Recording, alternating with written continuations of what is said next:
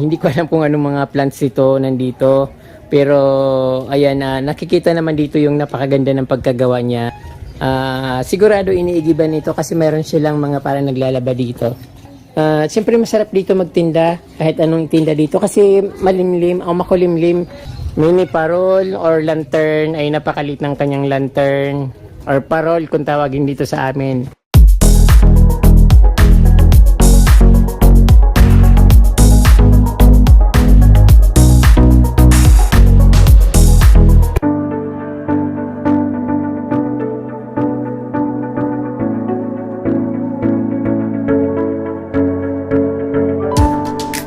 Magandang araw sa inyo ulit mga kaprom din. Nandito po ako sa Barangay Santa Maria dito sa bayan ng Laguna, Camarines Sur. Kapag nanggagaling kami dun sa bukid, sa Managnag or sa Gubat, ang daan namin dito mismo sa Barangay Santa Maria. Sometimes nung bata pa ako, tumira din kami dito sa Barangay Santa Maria dun sa medyo kamag-anakan namin dahil medyo nagkagipitan dun sa barangay namin sa bukid.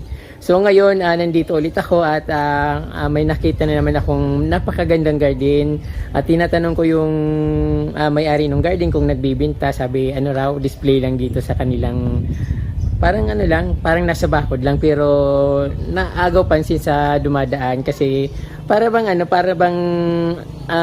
pag tinignan mo parang tindahan siya. Pero ito kaprom din, nakikita nyo nga nasa likod ko, yung background sa likod ko, nakikita nyo yan.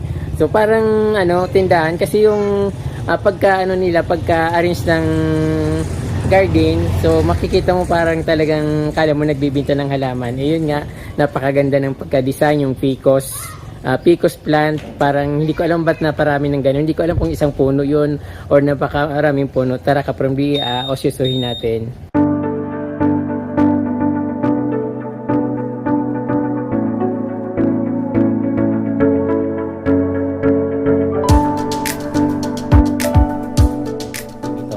Maganda naman yung garden niya. Ito nga parang may kinorte siya na parang heart. Hindi ko alam kung anong mga plants ito nandito. Pero ayan, nakikita naman dito yung napakaganda ng pagkagawa niya. Ang nakakapansin kasi kaprom di yung Picos na plants dito sa taas. Parang hindi ko alam kung isang puno lang ba yan or pinagapang lang na parang pinagapang siya baging kasi napakayabong at punong-puno siya. Doon sa ilalim niya kaprom di, mayroon siyang parang deep well. Sigurado iniigiban nito kasi mayroon silang mga parang naglalaba dito. Try ko nga.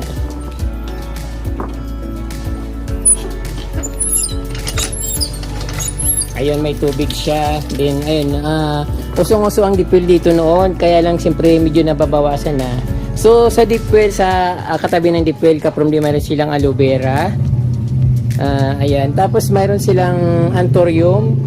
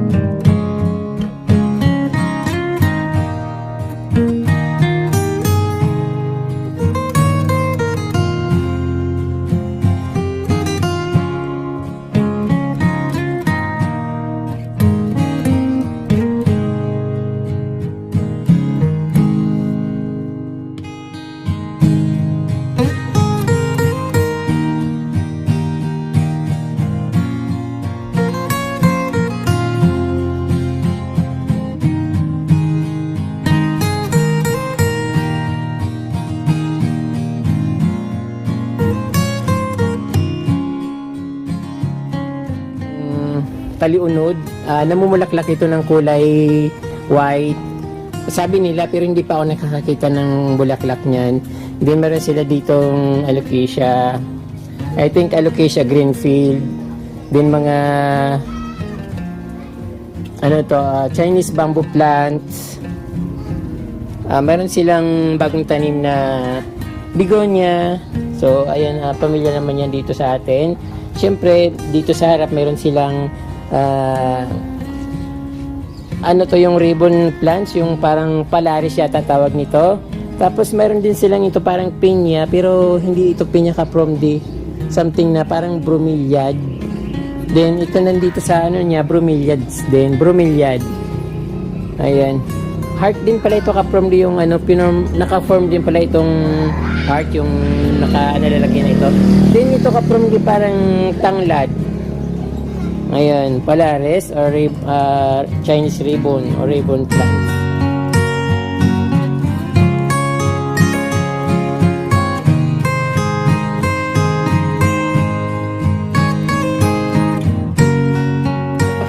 Mayroon pala siya ditong napakalaking aloe vera. Ayan, nakikita nyo ka-from-di. Ayun, siguro sometime nagtitinda sila dito ng barbecue kasi may mayroon silang parang saging. Siyempre masarap dito magtinda kahit anong tinda dito kasi malimlim o makulimlim. Pwedeng tambayan kasi yung yung bubong niya. Ito nandito siya. Yung bubong niya mayroon picos plant. So pala siya ka-from-di, nakita ko yung pinakakatawan niya. Pinagapang niya dito yung picos plant kaya ayun, kitang-kita. Kaya parang naging bubong siya. Kaya yung pag tiningnan mo sa taas, napakagandang tingnan. But dito naman okay naman yung dito.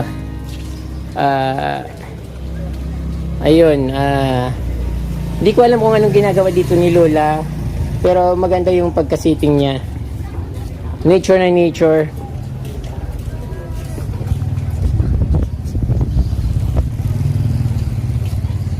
Ayun, dito naman mayroon na siya mga palamuti para sa Pasko.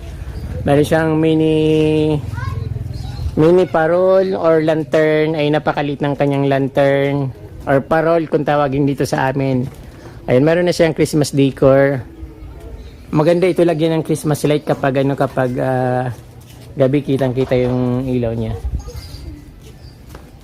So ito sana ka-from din, maganda sana ito. Kaya lang wala si Lola. Siguro pag tinanong ko kung ibibinta, sigurado sasabihin niyan, oo, magbibinta siya. Kaya lang yung apo niya yata yung nandito. Yung lumabas nung nag-entertain sa akin. Mabait naman. Kaya lang natutulog si Lola. Pero siyang insulin plant.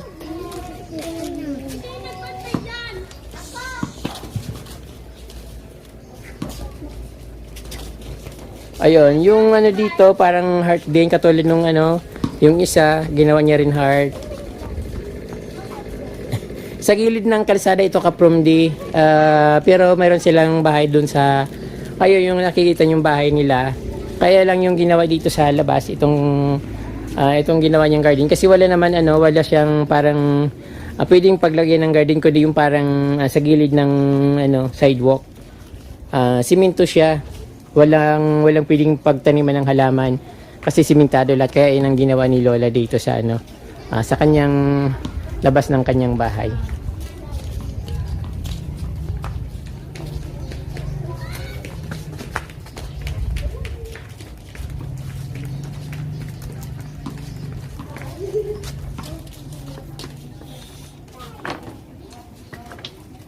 Marami siyang dito, spider plants, volcano plants. Marami rin siyang volcano plants. Saka karamihan mga ferns. Then ito yung ferns na maganda rin itong ferns. Yung mayroon din ako nito, yung nabili ko ng 100 pesos. Pero ito maganda rin siya. So mas maganda pala dito ka-from hindi masyadong dinidiligan. Katulad nito parang tuyong-tuyo yung kanyang soil. Maganda naman siyang tingnan at hindi siya nalalanta. Din yung flower dito ka-from ay plastic siya, hindi siya genuine. Pero magandang tingnan kasi parang totoo siya. Ayan, may mga flowers siya dito.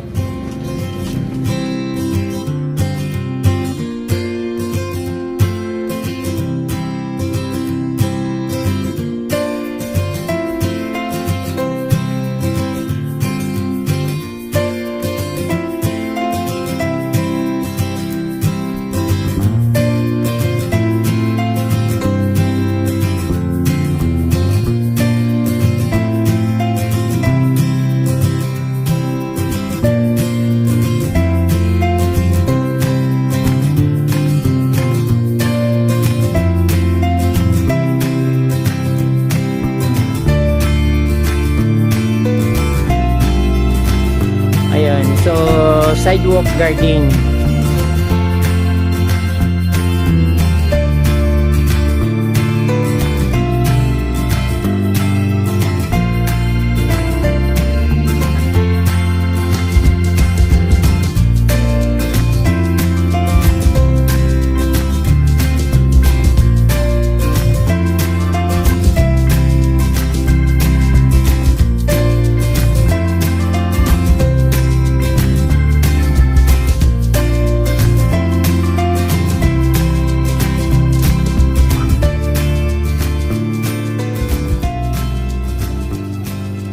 Parang nature na nature yung dating niya pag nandito ka, tapos may makikita ka mga bato-bato din sa taas, puro dahon.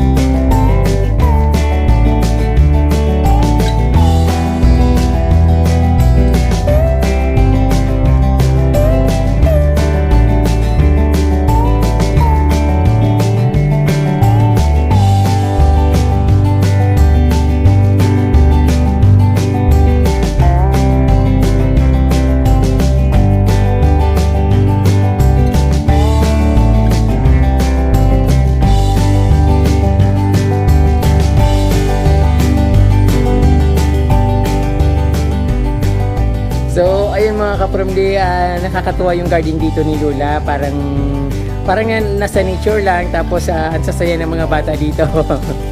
Ang dami-dami nanonood, akala nila super style na dito.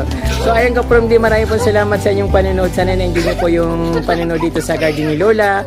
Dito sa Barangay Santa Maria, Laguna, Camarines Sur.